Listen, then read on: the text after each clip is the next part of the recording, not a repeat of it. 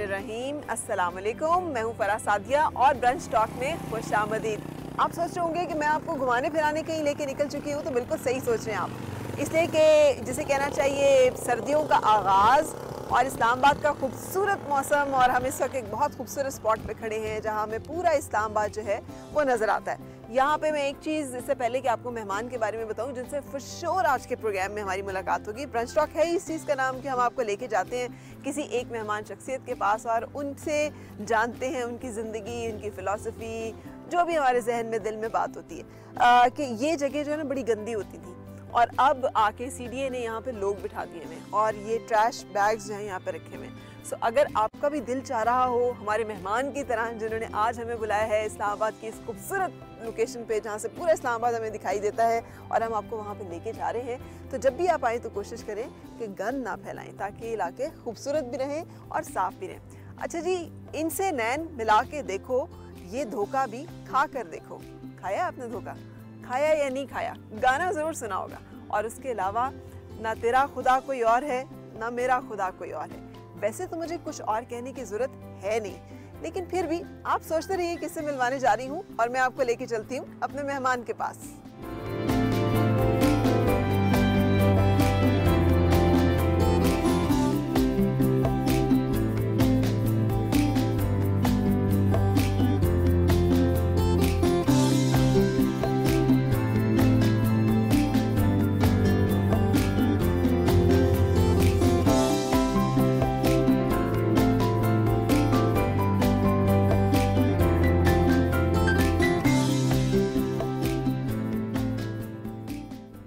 जान तो आप गई होंगे कि आप किससे मिल रहे हैं, क्योंकि मुलाकात तो आपकी हो ही चुकी है। And thank you very much कि आज आपने हमें वक्त दिया है। नजम शिराज, कहाँ गायब हैं सर आप? I was around. No, you were never around. We missed you a lot. हम आपको ढूंढते रहे और काफ़ी अर्सा लगा, हमें ऐसा लग रहा है जैसे कुछ दूरी हो गई। जी, कोविड की वजह से 1-1.5 साल पाकिस्तान नहीं आ सका। अच्छा जी, मैं इंग्लैंड में ही था और I was waiting for the opportunity कि मैं आऊँ। तो अब हम आपको बैरून मुल्क मुकीम पाकिस्तानियों में गिने? नहीं, वो ऐसा नहीं है। मैं बिल्कुल पाकिस्तानी हूँ और कराची में मेरा घर है और अब ऐसा लगता है कि इस्लामाबाद में भी होगा एक। वाह, वेलकम टू इस्लामाबाद। आपने ये जो चुना है जगह जहाँ पे हम अपने नाजरीन से आपको मिलवा सकते हैं, ये बड़ी खूबसूरत है इस्लामाबाद की, one of the beautiful places. So are you a mountain person या वो जिसे कहना चाहिए सी पर्सन? नहीं, माउंटेन। सी से मुझे बड़ा खौफ आता है। सारी ज़िंदगी आप वहाँ पे रहे हैं? मैं 2 दफ़ा ज़िंदगी में मिड सी में गया हूँ, तो भी ले जाया गया था, लेकिन उसी में मैंने वो वेल्स भी देख ली और शार्क्स भी देख ली, एक ही ट्रिप में सब कुछ देख लिया, फिर मैं दोबारा नहीं गया। बट माउंटेन्स में जब भी मौका मिलता है, पाकिस्तान से पार, बल्कि जहाँ भी जाता हूँ मैं माउंटेन ढूंढ लेता हूँ। अच्छा जी, वो दैट गिव्स मी हाई, जो एक अजीब ही फील होती है। बिल्कुल सही। So welcome to Islamabad. अब आप पाकिस्तान टेलीविज़न से भी बहुत जल्द एक शो करने वाले हैं, देखने वालों को बता ही देना जो न्यूज़ है, अपकमिंग न्यूज़ है। अभी तो बहुत प्री प्रोडक्शन की बड़ी बेसिक स्टेज पे है, लेकिन उसका जो लुबे लुबाब है वो ये है कि जो पाकिस्तान में जो एक नेगेटिविटी, एक मायूसी नज़र आती है, जो बाहर भी नज़र आती है बैठ के, यहाँ पे भी है, जब लोगों से आप बात करते हैं तो भी नज़र आती है। जो टेलीविज़न से एक वन लाइनर जो आता है वो ये है कि जी पाकिस्तान नीचे जा रहा है।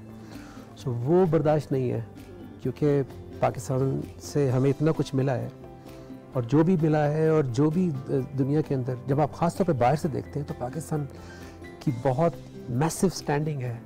चाहे वो पाकिस्तान के पीस मिशंस हों, चाहे वो पाकिस्तान का स्टांस हो on freedom, on peace, Pakistan is a nuclear power, Pakistan एक बहुत बड़ी हमारा घर है, एग्जिस्टेंस है, हाँ, हमारा घर है और हमारा घर है।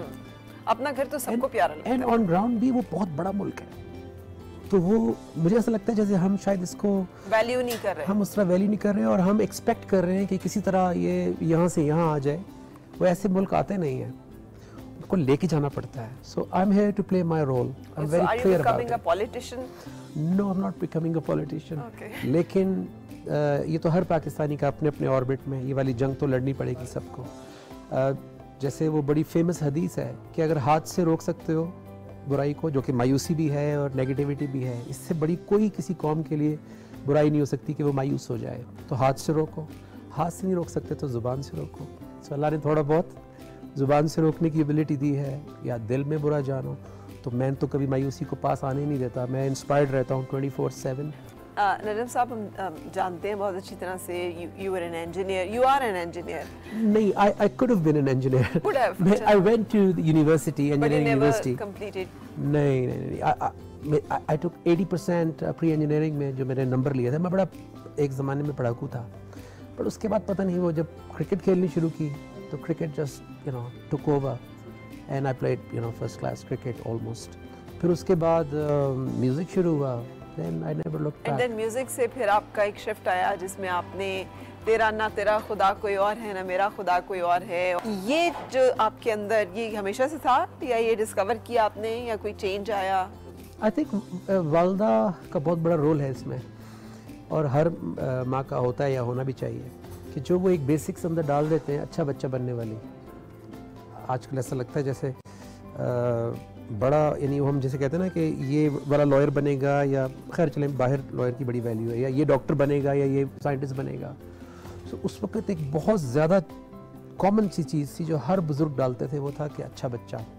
पाकिस्तान में जब पॉप म्यूज़िक फ्लरिश कर रहा था, सो कॉन्सर्ट्स को ट्रिपी और वाइल्ड करने में हमने भी हिस्सा डाला है। हम equally partner in this crime, but at the same time जब मुझे एहसास हुआ कि there is much bigger and there is another. एहसास कैसे हुआ, क्यों हुआ? देखिए, हर चीज़ की एक प्राइस पे करनी पड़ती है। जब आपको फेम मिलता है, पैसा मिलता है, आप अपनी मर्ज़ी की लाइफ गुजारते हैं और आप सब कुछ करते हैं बगैर सोचे समझे, तो फिर उसकी एक आपकी बॉडी भी उसकी प्राइस पे कर रही होती है, आपकी सोल भी उसकी प्राइस पे कर रही होती है। सो जेट सेटिंग, जहाज़, होटल, पार्टी, तो मैं उस तरह से अपनी बॉडी को मेंटेन नहीं कर पा रहा था। आज मैं ज़्यादा फिट हूँ 20 साल पहले से। Would you believe that? ये कैसे मुमकिन है? Because I play intense table tennis 4-5 days. I train workouts, 2-3 workouts करता हूँ छोटे छोटे। I do brisk walks after every meal, जो डाइजेस्टिव सिस्टम को और आपकी ब्लड शुगर को मेंटेन रखती है। So I do all these things. उस वक्त मैं नहीं कर पा रहा था जब पागलों की तरह एक ही चीज़ में लगा हुआ था उस तरह से। And then please. तो वो जो इन एंड आउट की एक रेस है, so, इसी तरह सोल भी सफ़र कर रही थी, क्योंकि जब आप ये सोचने छोड़ दें कि ये सही है या गलत है, जब आप ये अपना हर वक्त अपने नफ्स को प्लीज़ करें कि I am a star and I just want this my way and ये चीज़ मुझे ऐसे चाहिए, और तो आप आधे पागल हो जाते हैं। अच्छा। आपको क्या बताओ? स्टार्स आधे पागल होते हैं, सारे स्टार्स इसमें रिएक्ट करेंगे। मैं अपने बारे में तो कह सकता हूँ, मतलब हर कोई मानता नहीं है। सर हमारे पास एक लंबी लिस्ट है वर्ल्ड वाइड भी, इंजेक्शंस एंड ड्रग्स एंड ये और वो एंड सुसाइड। रास्ते पे नहीं गए बिकॉज़ आप भी लाइमलाइट में थे, बहुत हिट थे, people were crazy about you, आपके सुपर हिट गाने थे, कॉन्सर्ट्स आपके जो वो फील्ड होते थे। हाउ कम कि you didn't become one of them? देखिए, मैं लकीली मुझे थोड़ा सा टेस्ट करके आइडिया हो जाता है कि इसका आगे रिजल्ट क्या आना है। एंड देन जब वो बोझल हो गई ना सोल, उसके मतलब आपके अंदर काफ़ी कुछ इकट्ठा हो गया। So at the same time, at the right time मुझे कुरान मिल गया। मुझे I found a good teacher who wrote my हमद, ना तेरा खुदा कोई और है ना मेरा खुदा कोई और है, बाबर भाई हम कहते हैं उनको। And he was kind of person जो अमेरिका में 17-18 साल की उम्र में चले गए थे। He didn't come from a Madrasa, he didn't come from that कि आप पढ़ के आए हैं। वो एक्सपीरियंस करके इधर आए थे कि कुरान को एक्सपीरियंस करके ही स्टार्टेड टीचिंग। बहुत फ़र्क है थ्योरी पढ़ के और एक्सपीरियंस करके। जब एक्सपीरियंस किया होता है तो फिर आपको पहले अपने डिप्रेशन से लड़े होते हैं, पहले अपनी ईगो से लड़े होते हैं, पहले अपने हैंगअप से लड़े ये होते वही हैं। फर्क है जो आलिम में और आमिल में है। वाह आलिम नोज जस्ट बुक्स, वाह आमिल नोज के इम्प्लीमेंटेशन क्या है उस वाह। किताब की। फरा, आप आप तो- आमिल के पैरोकार हैं, क्या बात आलिम है। के नहीं। आपने तो सारा वो एक ही उसमें बंद कर दिया कूसे में। Thank you very मैं ऐसे much. बोले जा रहा था कि नहीं, अच्छा, तो ये जर्नी जो है जिसने आप, ये वजह है कि जिसकी वजह से आपने main stream media, showbiz, songs बनाने ग्रेजुअली कम कर हुआ। दिए। यस, आई वुड से 8 साल के अंदर हुआ। एकदम से आप नहीं निकलते क्योंकि वो वैसे भी अननेचुरल है ना कि आप सुबह उठें और आप, अननेचुरल तो ये है कि मैं एकदम से एक सर्टन अटायर बना लूँ, वो हो सकता है ओवरनाइट, बट अंदर से बदलने में टाइम लग जाता है। बहुत जल्दी शादी की, अर्ली अर्ली, आई थिंक लोग बड़े लेट, बहुत सारे लोग तो ऐसे हैं जो Think काफी so? काफी, या आई थिंक मेरा ख्याल आप 20s, लेट 20s में ही थे जब नहीं आप नहीं नहीं 30s में। 30s में। So what do you think is the right age for marriage, and इस बारे में भी बताइए। शादी का उम्र से कोई ताल्लुक नहीं है। खुदा के लिए वालिदैन इस बात को समझ लें कि जी बच्ची बड़ी हो गई है, बेटा कमाने लग गया है, दैट इज बलूगत, बालिग होना उम्र से नहीं है, शऊर से है, वरना वो फिर उसका रिजल्ट कोई अच्छा नहीं आता। क्या वो लड़की बीवी बनने के लिए तैयार हो चुकी है साइकोलॉजिकली, सोशली, हर लिहाज से? क्योंकि किसी के साथ लाइफ गुजारने का मतलब है कि आपकी हर चीज़ इम्प्रूव होगी, आपका सब्र, आपकी टॉलरेंस, आपका अंडरस्टैंडिंग, कम्युनिकेशन, क्योंकि हमारी बात ही आपने क्लियर नहीं सब कुछ होती। देखा था जब आप शादी कर रहे थे खुद? नहीं, तो हाउ डिड इट एक गो? चीज़ ज़रूर थी, मैं प्रेशर्स लेके मैंने कुछ नहीं किया। लोग प्रेशर्स में करते हैं, फैमिली प्रेशर है, उम्र हो गई है, सोसाइटी क्या कहेगी, लोग क्या कहेंगे, ये वाले बैरियर्स तो मैंने कुरान से पहले ही तोड़ दिए थे कि लोग क्या कहेंगे। हमें तो ये होता था कि यार this is what I want to do. तो ये तो पहले भी था, लेकिन अब और क्लैरिटी आ गई उसके अंदर। उस वक्त क्लैरिटी नहीं थी। अब क्लैरिटी ये है कि आपको जब साइकोलॉजिकली तैयार हो जाए कि हाँ अब मैं किसी की ज़िंदगी में जा सकता हूँ, कोई मेरी ज़िंदगी में आ सकता है, और फिर उसके बाद भी जल्दी नहीं करनी चाहिए कि जी बस अब अभी शादी हुई थी और अब औलाद हो रही है, कि भाई आप एक पेज पर आ गए हैं, या तो अंग्रेज़ों की तरह आप जो है वो कॉमन लॉ की तरह आप साथ रह रहे हैं 10 साल से। जब आप अभी रहना शुरू किया है, पहले एक पेज पे आएंगे, दोनों की एक सोच, एक फ्यूचर, एक टारगेट, फिर आप अल्लाह से दुआ करते हैं कि अल्लाह अब हम तैयार हैं, हम किसी को अपनी ज़िंदगी में लाना चाहते हैं और उसको भी हम एक ज़बरदस्त रोल मॉडल बनाना चाहते हैं। This is how it should be done. और मैं समझता हूँ कि, और हम जो शो करने जा रहे हैं, हम डिटेल में डिस्कस करेंगे वो तमाम चीज़ें जो हम आपस में फैमिली में बैठ के डिस्कस नहीं करते। और ये चीज़ें, क्या ख्याल है, डिस्कस नहीं होनी चाहिए? बहुत ज़्यादा डिस्कस होनी चाहिए, लेकिन जैसे आप कह रहे हैं रोल मॉडल्स की भी ज़रूरत होती है बहुत ज़्यादा। So people look at you, look towards you as well, because you are the one person जिसने शोबिस को खैरबात कहा। खैरबात कहना सही लफ्ज़ है?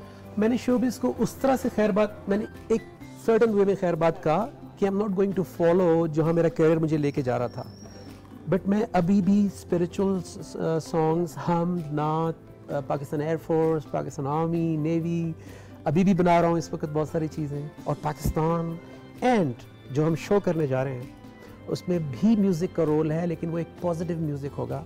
हम महंगाई पे गाना बनाने जा रहे हैं, वेरी गुड। हम शादी के ऊपर गाना बनाएंगे, हम वुमेन अब्यूज़ पे बनाएंगे, हम हर इशू के ऊपर बनाएंगे, क्योंकि उसकी एक अलग इमोशनल रीच होती है। Why not?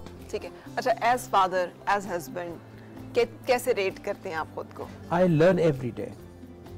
एक इंसान बाय नेचर सेल्फिश है, लेकिन एज अ फादर आप सेल्फिश नहीं हो सकते, एज अ हस्बैंड आप सेल्फिश नहीं हो सकते। आपको सर्टन क्वालिटी टाइम जिसमें आप दोनों की मेंटल जो फ्रीक्वेंसी है वो साथ एवरी डे चले, क्योंकि दोनों के ऊपर अलग अलग प्रेशर्स भी काम कर रहे हैं, दोनों की अपनी अपनी भी एक साइकी है। अगर आप डेली बात नहीं करेंगे, वो वाली बात नहीं कि आज क्या पकना है, आज क्या खाना है, और वो बिल्स कैसे जाएंगे, वो तो बातें तो बड़ी जिम्मेदारियां और ज़रूरतें हैं, बट एक्चुअली वो बात कि हम हैं कहाँ, क्या लैक कर रहा है, हम ये आर्ग्यूमेंट क्यों हो रहा है, कॉन्फ्लिक्ट्स क्यों, क्योंकि हर घर के अंदर, चाहे वो मैं और मेरी वाइफ हो, चाहे हमारे पास कुरान भी हो, हम इंसान भी तो है ना। सो वो आर्ग्यूमेंट आता ज़रूर है, वो रहता नहीं है ज़्यादा देर। ये हेल्प है कुरान की। उसमें आप पहल करते हैं या बेगम साहिबा जो हैं उन पे जिम्मेदारी डालते हैं कि दोनों? ओके। देखिए, अगर मैं आउट ऑफ लाइन हूँ तो, और मेरी बीवी अगर कंप्रोमाइज़ कर रही है, तो वो ये मेक श्योर कर रही है कि ये तो जाएंगे ही जाएंगे, आग में मैं भी साथ जाऊंगी। तो पार्टनर इन क्राइम बन जाते हैं एक दूसरे के लिए। एंड वाइस वर्सा, कि हम कंप्रोमाइज़ नहीं करना चाहिए गलत चीज़ के ऊपर।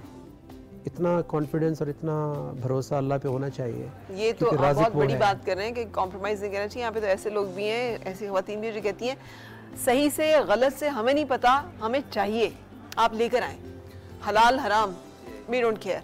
सो वो फिर जाहिर है वो बाप जो है वो फिर बच्चों के प्रेशर में या घर की खुशियों के लिए मजबूर होता है, जो रिश्वत लेते हैं लोग या फिर और बहुत सारे करते हैं। सो आप तो एक बहुत बड़ी बात कर रहे हैं कि पार्टनर इन क्राइम बन के, बल्कि आप तो मेन जिसे कहते हैं प्रिकर्सर बन जाते हैं। मैं ये सुनता हूँ क्योंकि मैं डेली इंटरेक्शंस करता हूँ ऑनलाइन, फैमिली से, बच्चों से। As counsellor voluntarily I will never ever charge for this, क्योंकि ये दीन का कॉपीराइट सिर्फ अल्लाह का है, इसको मैं कैसे बेच सकता हूँ। तो सबसे बड़ा जो प्रॉब्लम होता है वो ये होता है कि सब्र कर रही हूँ मैं, और वो क्लियरली गलत कर रहा है अगर बंदा, सो आप सब्र नहीं कर रहे हैं। लेकिन it's the other way around, सब्र आप तब करेंगे कि जब आप राइट चीज़ के ऊपर स्टैंड लेंगे। इसको सब्र कहते हैं।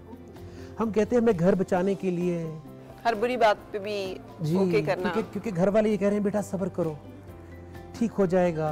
भाई अल्लाह ने तो कहा ही नहीं ठीक हो जाएगा, वो तो कह रहा है ये काम करोगे तो ठीक होगा। तो हर सब्र का फल मीठा नहीं है। जैसे कि आपको बातों से अंदाजा हो रहा है नजम शिराज साहब की पर्सनालिटी के बहुत सारे रूप हैं, जिसमें एक बड़ा काइंड, एक लविंग इंसान भी है और एक बड़ा स्पोर्टी इंसान भी है। सो हम आपको इन दोनों पर्सनालिटीज से भी मिलवाएंगे, यानी नजम शिराज साहब के साथ आज हम जो वक्त गुजारेंगे उसमें आप ये दोनों शेड्स देख सकेंगे। लेकिन मेरा ख्याल हम चलें, आपको थोड़ा सा खा लेते हैं। बिल्कुल सही। सो एक ब्रेक लेंगे और उसके बाद आप देखेंगे नजम शिराज साहब की कहाँ कहाँ इंटरेस्ट है, किन किन जगहों पे वो वक्त गुजारना पसंद करते हैं।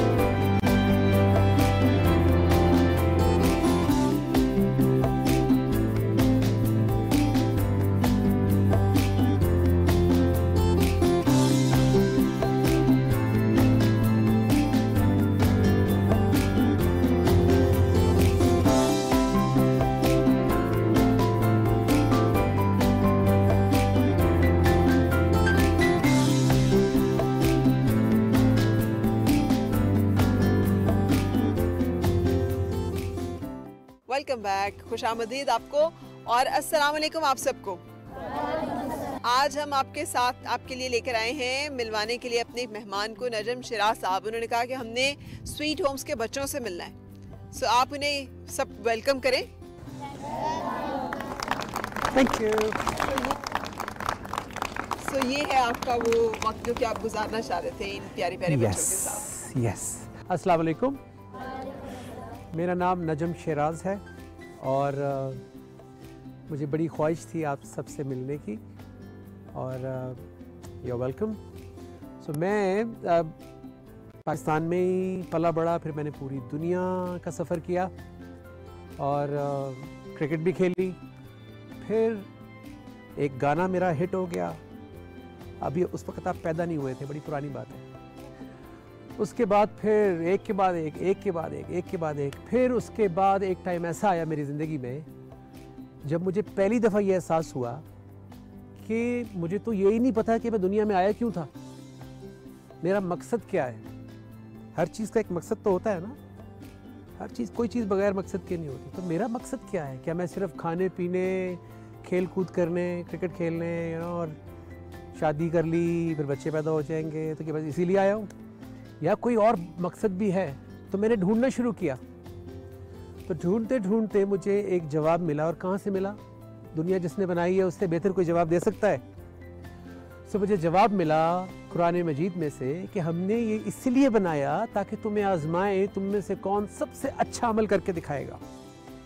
ठीक है, लियब्लुवकुम, तुम्हें आजमाए, अय्युकुम अहसनु अमला, तुम में से बेस्ट एक्शन कौन करके दिखाएगा।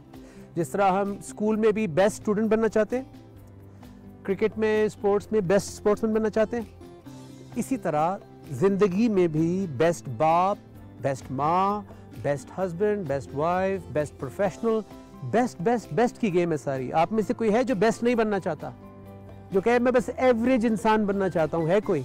आप सब बेस्ट बनना चाहते हैं? तो ये इस बात की दलील है, सबूत है कि we all want to be the best. तो मैं भी बेस्ट बनना चाहता था, लेकिन मुझे पता नहीं था कि कैसे बनेंगे, क्योंकि मैं तो बेस्ट सिंगर बनना चाहता था। तो फिर मैंने थोड़ी सी मेहनत करनी शुरू की अपने ऊपर, बहुत सारी गलतियाँ, कोताहियाँ, गुस्सा, लड़ना झगड़ना, ऊंचा बोल देना, कभी कभी अपने वालिदैन के सामने ऊंचा बोल देना। फिर मैंने सबसे माफ़ियाँ मांगनी शुरू की, क्योंकि अच्छा बनने के लिए पहले आपको माफ़ी मांगनी पड़ती है, अल्लाह से भी और सबसे भी। तो फिर एक टाइम ऐसा आया कि मेरा दिल किया कि अल्लाह ने मुझे आवाज़ दी है, मैं एक गुलकार था और मेरे सामने लोग जंप्स भी करते थे, डांस भी करते थे, हल्ला गुल्ला होता था। तो जो मुझे पता चला है तो मैं क्यों ना सबको बताऊं, ताकि हम सबकी ज़िंदगी में कोई ना कोई बेहतरी आए। तो फिर मैंने एक हम्द पढ़ी, उस हम्द का नाम है, ना तेरा खुदा कोई और है, ना मेरा खुदा कोई और है। ये जो रास्ते हैं जुदा जुदा, ये मामला कोई और है। और ये आज हम्द मैं स्वीट होम्स में इसलिए भी पढ़ना चाहता हूँ, आपके ज़रिए पूरे पाकिस्तान, पूरी दुनिया को ये मैसेज देना चाहता हूँ कि ऑर्फन वो नहीं है जिसके माँ बाप ना हो, ऑर्फन वो नहीं है जिसके माँ बाप ना हो, ऑर्फन वो है जिसके साथ अल्लाह ना हो।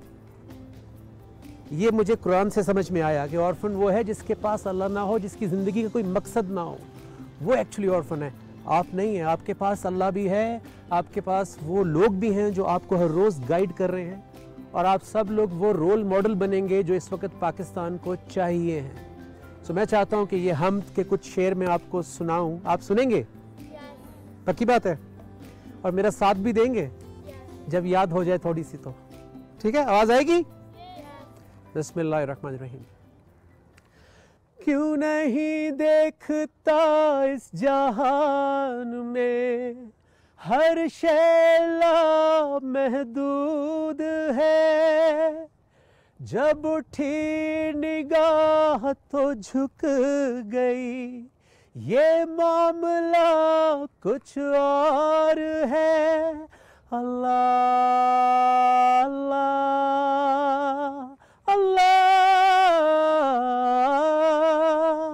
ये पहाड़, दरख्त और कायनात सब झुके हुए हैं सुजूद में, ना तू बन सका ना बना सका, वो ना फिर भी तुझ से जुदा हुआ, ये सब उसी के हैं फैसले, तू जान कर भी अनजान है, न तेरा खुदा कोई और है, न मेरा खुदा कोई और है, ये जो रास्ते हैं जुदा जुदा, ये मामला कोई और है। पढ़ेंगे मेरे साथ? न तेरा खुदा कोई और है, न मेरा खुदा, कम ऑन, कोई और है, ये जो रास्ते। बेटियों की आवाज़ ज़्यादा आ रही है बेटों से, ऐसा कैसे हो गया? न तेरा खुदा न मेरा खुदा कोई और है, ये जो रास्ते हैं जुदा जुदा, ये मामला कोई और है। Thank you. किसी के जहन में कोई सवाल हो, कोई बात हो? शुरू कहाँ से किया ये सब कुछ करना?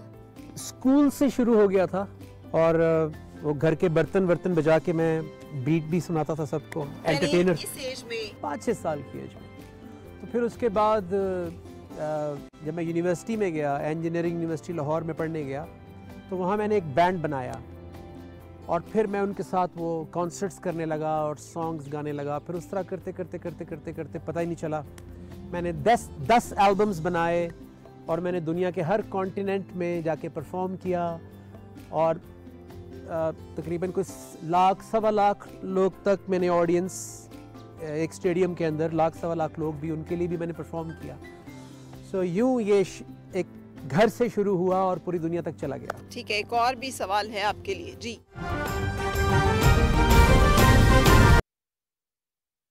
नैन मिला के देखो, ये धोखा भी खा के देखो। आज की रात बहुत काली है, जब हम सैड होते हैं सोच का दीप जला के देखो। अच्छा, वैसे ये धोखा खा के देखा है? जी बहुत धोखे खाए। और ज़िंदगी जो है वो अगर आप जागे ना और अपना दिमाग इस्तेमाल ना करें तो बहुत धोखे होते हैं। तो क्या लर्निंग है आपकी, वो तो आप इन प्यारे प्यारे बच्चों के साथ शेयर करते हैं। मेरी लर्निंग ये है कि जब तक अपनी सोच और अपने दिमाग से सोचते और देखते हैं तो गलत करने के चांसेस होते हैं, धोखा खाने के चांसेस होते हैं। जब अल्लाह की सोच को अपनी सोच बना लेते हैं, जब उसकी सोच को समझ लेते हैं उसके कलाम से, तो फिर धोखा नहीं होता, क्योंकि वो आपको पहले ही बता देता है कि कहाँ जाना है कहाँ नहीं जाना। आज सबसे पहले तो मैं नजम शिराज साहब हमारे माशाल्लाह कौमी हीरो हैं, जिन्होंने पूरी दुनिया में पाकिस्तान का नाम रोशन किया। मैं अपनी बेटियों की जानब से, बेटों की जानब से इनको पाकिस्तान स्वीट होम आने पे खुश आमदीद कहता हूँ। मैं चाहता हूँ ये मेरे बड़े बेटों के साथ ज़रा, मैं इनके ताइक्वांडो का मुकाबला तो नहीं कराऊंगा, जूडो कराटे का नहीं कराऊंगा, ना बॉक्सिंग का, सिर्फ क्रिकेट और फुटबॉल का थोड़ा सा करवा देता हूँ। ठीक है, क्या ख्याल है? क्रिकेट तो मैं खेल सकता हूँ। आए जी।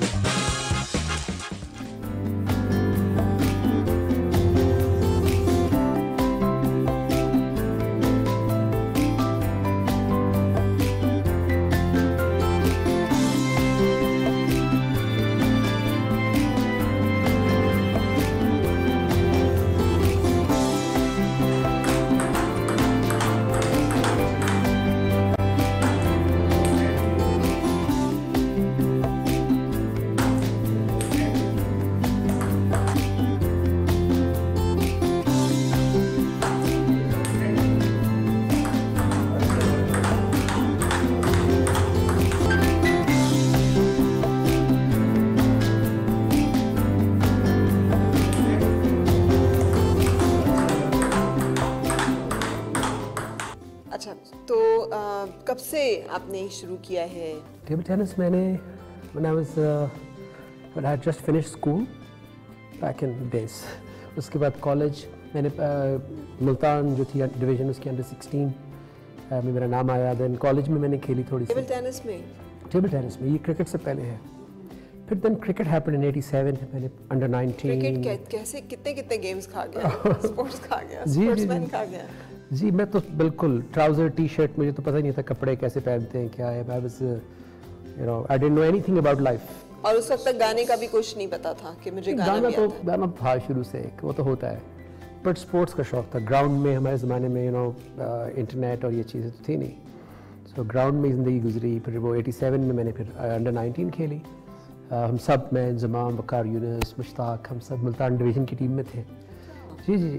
तो अभी तक राब्ता है इन सब लोगों से या? जी ऑन एंड ऑफ, कहीं ना कहीं इंजमाम से ज़्यादा रहता है, क्योंकि हम एक क्लब में भी थे, बट बाकी लोगों से भी कहीं ना कहीं ऑन एंड ऑफ मुलाकात होती रहती है। फिर 88-89 में मैंने आखिरी वो खेला। फिर 2012 में मैंने प्रीमियर लीग क्रिकेट इंग्लैंड में खेलनी शुरू की, which is very good standard. But 2017 में for some reason table tennis मुझे आई है वापस। Took over again. Took over again.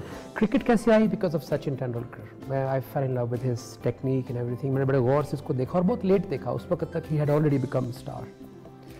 तो मुझे दोबारा शौक हुआ खेलने का। फिर table tennis, the current number 1 player फान जिंडोंग, मुझे उसकी गेम बहुत पसंद है।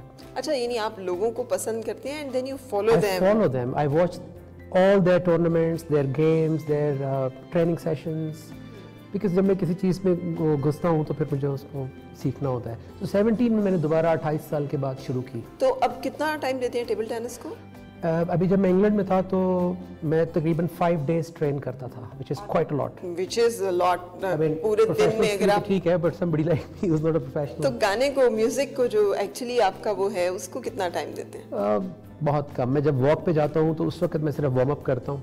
हाउ कम के 20 minutes, हॉबी 15 है minutes. तो उसको आप इतना टाइम देते हैं, और एक मेन जो आपका प्रोफेशन या काम है उसको आप? जी, वो एक ज़माने में बहुत शौक था। उस वक्त 13-14 आवर्स गाता था जब अपनी आवाज़ को ट्रेन कर रहा था। अब उतना पैशन नहीं रहा, अब सिर्फ जो है वो प्रोडक्टिव चीज़ें गाने का शौक है मुझे। ये वो गेम है जो, देखिए, इसके लिए बहुत बड़ा ग्राउंड नहीं चाहिए, बहुत सारी फैसिलिटीज़ नहीं चाहिए, बड़े हर स्कूल कॉलेज में हो सकती है। और अगर इस गेम को प्रमोट किया जाए तो एक हेल्दी एक्टिविटी एंड उसके साथ बच्चों को जो मिलेगी आजकल कंप्यूटर के दौर में, जबकि हम उसकी वजह से इतनी मनफी सोच और मनफी रवैये देख रहे हैं, और वहाँ पर हमें कितने अच्छे लोग मिलेंगे। एक रूम में आप टेबल रखें और स्कूल कॉलेज में, जैसे हमारे घर में, जहाँ मैं बड़ा हो रहा था तो हमारे घर में टेबल नहीं थी, लेकिन मेरे 2 घर छोड़ के दोस्त के घर में टेबल थी, तो हम सारे वहाँ खेलते थे। सो जहाँ हमारे मुल्क में इवन प्राइम मिनिस्टर बहुत जिक्र करते हैं कि मोबाइल फ़ोन ने आजकल बहुत ज़्यादा नेगेटिव इन्फ्लुएंसेस हो रहे हैं, और वो मेरी भी जब मुलाकात हुई तो उन्होंने मुझे पर्सनली बताया कि क्या चीज़ें और इस वक्त हो रही हैं बच्चों के अंदर। So I think we should introduce table tennis also, जहाँ क्रिकेट है। अब सिर्फ क्रिकेट तो नहीं हो सकती। कोई भी आप देखें जो बड़े मुल्क हैं उनमें एक बड़ी एक स्पोर्ट नहीं है, बहुत सारी स्पोर्ट। इवन इंडिया इस वक्त टॉप आई थिंक 20 या टॉप 10 में आ गया है team, which is not easy table tennis पे वहाँ आना, और वो पहले वहाँ नहीं थे।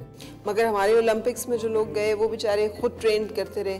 जो इंडिया से ओलंपिक्स में आए उनकी ट्रेनिंग ही बाहर के मुल्क में हुई है थ्रू आउट, और इवन देन आई मीन ये बहुत फ़र्क है हमारे। मान लिया क्रिकेट में पैसा है, लेकिन इसका मतलब ये तो नहीं है ना कि हर चीज़ सिर्फ पैसे के लिए की जाती है। आपके मुल्क में बहुत सारे टैलेंट्स और होते हैं, हर किसी को क्रिकेट का टैलेंट तो नहीं है ना। ज़िंदगी का सबसे टफ जो दौर रहा वो क्या है, और टफ मामला, फैसला क्या था?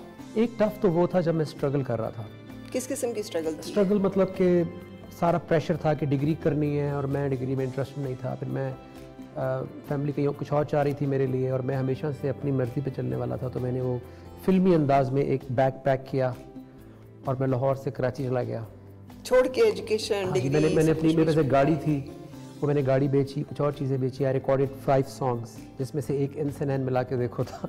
तो वो कराची गए, मेरे बड़ा अच्छा दोस्त है यासिर अख्तर, ही शॉट वीडियो उसका इंसान का, और वो बिकेम अ सुपर हिट। और बस फिर वो बड़ा फिल्मी अंदाज में, मेरी पूरी लाइफ जो है वो एक फिल्मी अंदाज में ही गुजरी है। फिर डिस्प्लेसमेंट बहुत है। लाहौर, पहले मुल्तान छोड़ा जहाँ बचपन के सारे दोस्त जहाँ आपको पले बड़े होते हैं, वो आपसे बड़ी एक इमोशनल होती है अटैचमेंट। फिर लाहौर बिकॉज ऑफ इंजीनियरिंग, फिर लाहौर में दिल लग गया क्योंकि म्यूज़िक का सारा बूम वहाँ से मिला। फिर उसकी भी एक एक्सटेंट आ गई कि इससे आगे लाहौर नहीं जा रहा। फिर मैं कराची चला गया, वहाँ से फिर मुझे एक स्टारडम मिला, तो फिर मैं, ये तीसरी डिस्प्लेसमेंट थी। फिर मैं कराची से इंग्लैंड गया। आई थिंक एक टफ फेज़ वो था जब मैंने पॉप म्यूज़िक छोड़ा है 2012 में, और मैंने तहिया किया कि मैं सिर्फ पॉजिटिव म्यूज़िक या हमद और नात या इस तरह की चीज़ें गाऊंगा, पढ़ूंगा। तो उस वक्त मुझे एज सच अपने मीडिया में कोई स्पेस नज़र नहीं आ रही थी, क्योंकि हमारे मीडिया में या तो पॉलिटिकल डिबेट हो रही है या कॉमेडी शोज़ हो रहे थे। सो कोई सॉर्ट ऑफ इंटेलेक्चुअल कोई ऐसी चीज़, बात, क्योंकि अल्लाह ने थोड़ी रोशनी भी दी बिकॉज ऑफ द कुरान। सो ना बात की कोई समझ आ रही थी, ना कोई पॉजिटिव म्यूज़िक की एज सच कोई वो थी। तो फिर then I move to England, moved in a sense कि I made a base there, और मैंने पाकिस्तान, दुनिया की जो बड़ी बड़ी चैरिटीज़ हैं, Islamic relief and Muslim hands और ये वो, इनके साथ मैंने फिर वर्ल्ड वाइड टूर्स करने शुरू कर दिया, जिसमें आपको मौका मिलता है to speak to the audiences. वहाँ के जो बच्चे बड़े हो रहे हैं उनको चाहिए कोई पैरेलल म्यूज़िक जो थोड़ा सा सोबर म्यूज़िक हो, सोबर्ड अप और सोफिस्टिकेटेड म्यूज़िक हो। तो फिर वो मैंने इंग्लिश हमद और नात बनानी शुरू की, थोड़े पीस सॉन्ग्स बनाने शुरू किए। सो ये टफ इन अ सेंस कि मेरी ख्वाहिश ये थी कि ये जो 4-5 साल मेरे बाहर ज़्यादा गुजरे हैं, मुझे हमेशा से पता था कि मेरा रोल, मेरी एप्लीकेशन पाकिस्तान में है, और I was waiting for the opportunity to get back, और मैं आता था। Is this what we call brain drain, कि जब बहुत एम्बिशियस जो लोग होते हैं, टैलेंटेड, भले वो क्वालिफाइड हों, भले वो स्किल्ड लोग हों, उन्हें लगता है कि हम बहुत कुछ करना चाहते हैं यहाँ पे, मगर हम कर नहीं सकते। ये वही बात है जो रसूल पाक सल्लल्लाहु अलैहि वसल्लम ने माइग्रेशन की तरफ, मक्का की तरफ मुँह करके गई थी, मक्का में छोड़ना नहीं चाहता मगर तेरे लोग मुझे रहने नहीं देते। कभी कभी हिजरत पॉजिटिव होती है अगर पॉजिटिव रीज़न के लिए की जाए। मैंने पॉजिटिव रीज़न के लिए की थी, और पाकिस्तान से कभी भी ऐसा नहीं, मतलब कोई एक दिन भी ऐसा नहीं था कि वो राब्ता टूटा हो। इस सारी जर्नी में, जैसे आप अभी बच्चों से बात कर रहे थे ऑर्फनेज में, स्वीट होम्स में, तो आपने वहाँ पे भी कहा कि लोगों से माफ़ी मांगी। ये जो बच्चा बहुत अपने फैसले खुद करता है, पेरेंट्स तो बहुत नाराज़ होते होंगे, शादी भी अपनी मर्जी से की, और बहुत, जैसे कहना चाहिए ना, वो शादी की जो कोई भी नहीं एक्सपेक्ट करता कि आपने, you chose to marry in a Christian family, जिन्होंने कि फिर इस्लाम कबूल किया। This was something not acceptable to I think many. तो ये मुश्किल डिसीजन लेना, और फिर उसके रिपरकशंस भी आए होंगे। मेरे फैमिली तो बहुत अंडरस्टैंडिंग है, बिकॉज जब एक ट्यूनिंग पे होते हैं, जैसे मेरे पेरेंट्स, अम्मी अबू, बाकी की मुझे इतनी फिक्र नहीं थी। पेरेंट्स बहुत जाहिर है उनकी एक जगह अल्लाह ने अलग रखी है, बाकी तो चलो एक बहन भाई होते हैं ना, वो तो मान ही जाते हैं। तो उनको, वो मेरे साथ ट्यूनिंग पर है, एंड मेरी जो वाइफ है उन्होंने 10 महीने क्वेश्चनिंग करने के बाद इस्लाम कबूल किया था। तो वो कुरान बिकेम द रीज़न जिसकी वजह से हमारी शादी हुई, तो इसलिए वो बड़ी इजीली और स्मूथली एक्सेप्टेबल भी हुई सबके लिए, और इट्स गोइंग ग्रेट। बाकी फैमिली भी बहुत खुश है, यू नो, जितनी भी हमारी इंटरेक्शन और मुलाकात माशाल्लाह। वो इसकी वजह है कि you are so positive and optimistic about things. मैं सुबह से आपके साथ लगी हुई नैगिंग मुख्तलिफ किस्म की, कि कोई तो बात निकले ना जिसमें बंदा कोई, लेकिन you are always very hopeful and optimistic about things. वो एक ज़माना था जब मैं रेवोल्यूशनरी और वो नेगेटिव गाने बनाता था, सोना चाहता हूँ और मेरा जी नहीं लागे, और ये बात किसे मालूम नहीं, तुम फिर ये किस्सा ले बैठे, कुछ माल मनाल का जिक्र करो, टॉन्ट करता था। फिर जब कुरान आया, उसने समझाया कि जिस तरह वो गोली होती है ना, जो सीधी मैदे में जाती है, शुगर कोटेड जो होती है, आपको बाकी चीज़ों को डिस्टर्ब ना करे, यानी ऐसी मेडिसिन, आपकी बात, आपका सॉन्ग टारगेटेड, बगैर किसी को ऑफेंड किए, बगैर किसी को। और अभी रिसेंटली पिछले कुछ महीने से एक डिफरेंट ही, एक नया ईमान फिर रिवाइव हुआ है। यानी ईमान भी तो आप स्टेल नहीं हो सकता ना, आपको कॉन्स्टेंटली रिवाइव करना होता है उसको, जैसे बिजनेस में या किसी भी चीज़ में। तो उसमें मैं, आई हैव डिसाइडेड कि इंस्पायर्ड रहें 24/7, यानी एक लम्हे के लिए भी अगर आपने नेगेटिविटी को अंदर ब्रीड होने दिया तो वो अंडे दे देगी अंदर। ड्रेस कॉन्शियस हैं, सेलिब्रिटी स्टाइल कॉन्शियस, क्या पहनना है, क्या कैसे ड्रेसअप होना है, कहाँ जाना है, कौन सा ब्रांड यूज़ करना है? नहीं, ब्रांड कॉन्शियस तो बिल्कुल भी नहीं हूँ मैं। चैरिटी शॉप से भी ख़रीद लेता हूँ, चीज़ें मुझे पसंद आती हैं तो, या जिसको हम अब यहाँ पे लंडा बाज़ार कहते हैं। तो इंग्लैंड में चैरिटी शॉप्स होती हैं, और कभी कभी आपको इतनी ज़बरदस्त चीज़ वो जो है वो 3-4 पाउंड की मिल जाती है। और वैसे मैंने वो 200 पाउंड के ग्लासेस भी खरीदे एक ज़माने में, और जब एक लेविश लाइफस्टाइल था। हम वापस टेनिस कोर्ट की तरफ आते हैं। अब आप अपने दोस्तों से मिलाएंगे। खुशकिस्मती है कि मैं जिस मुल्क में भी जाता हूँ, मुझे वहाँ पे टेबल टेनिस क्लब मिल जाता है, और ये तो अपना मुल्क है, और यहाँ तो हमेशा वेलकमिंग होता है। सो मैं आया, जिस दिन लैंड किया है, नेक्स्ट डे मैंने कॉल की, तो आज वो नहीं है हमारे साथ, राहीला, वो पाकिस्तान की नंबर 2 नेशनल प्लेयर हैं, बहुत ट्रॉफीज जीत चुकी हैं। उन्होंने मुझे इस क्लब का बताया कि आपके करीब है, तो फिर मैं यहाँ आया तो मुझे Abdullah, Danish and this beautiful club ये मिल गया। तो चलें आप मिलवाएं अपने दोस्तों से जिनसे आपकी मुलाकात हुई, और आपके, हम उन्हें भी जानते हैं। ये अब्दुल्ला है, हेलो अब्दुल्ला। ये दानिश है, और ये नईम साहब हैं जिन्होंने ये क्लब इस्टेब्लिश किया है। नईम साहब का तो गेम हम देख चुके हैं, वी आर वेरी इम्प्रेस्ड। और मेरा ख्याल है कि नईम साहब अब्दुल्ला के वालिद भी हैं, और बता रहे थे कि आपकी बहन भी है जो कि अंडर 18 नेशनल चैंपियन है। तो इसका मतलब है कि इट कम्स फ्रॉम फादर, है ना? अगर अब्बा सिगरेट पीते रहेंगे तो बच्चे भी सिगरेट पियेंगे। उन्हें सिर्फ ये कहने से कि सिगरेट नहीं पीना, बच्चे उन्होंने सिगरेट के बजाय ये रैकेट पकड़ा दिया है। रैकेट पकड़ाते होंगे। सो ये आपने ये जिम, ये पूरा जिम तो नहीं, आई मीन ये क्लब इस्टेब्लिश किया है, कब? इसको ऑलमोस्ट 1 ईयर हो गया। ये सारा खुद प्लान किया है, खुद डिज़ाइन किया और खुद नेशनल लेवल पे हम खेलते हैं हम सारे।